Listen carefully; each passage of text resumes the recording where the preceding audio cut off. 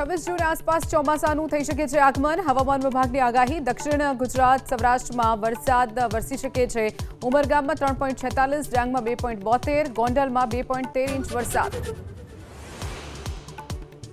છેલ્લા 24 કલાકમાં રાજ્યના 29 તાલુકાઓમાં મેઘરાજાએ દીધી દસ્તક. સૌથી વધુ વલસાડના ઉમરગામમાં 4.25 ઇંચ વરસાદ ખાબક્યો. ડાંગ, ગોંડલ સહિત 5 તાલુકાઓમાં 1 ઇંચથી વધુ વરસાદ.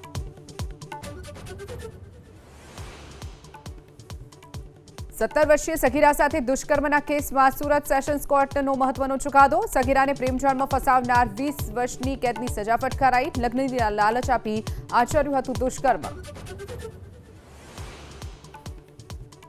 સુરતમાં સુટકેશમાં ગાંજો ભરી લઈ જતી 3 મહિલાઓ પોલીસે ઝડપી પાડી. મજૂરો અને પરપ્રાંતીય શ્રમિકોને નાની પડીકીમાં કરતી હતી વેચાણ. 42 કિલો ગાંજા સહિત 21 લાખનો મુદ્દામાલ કરાયો જપ્ત.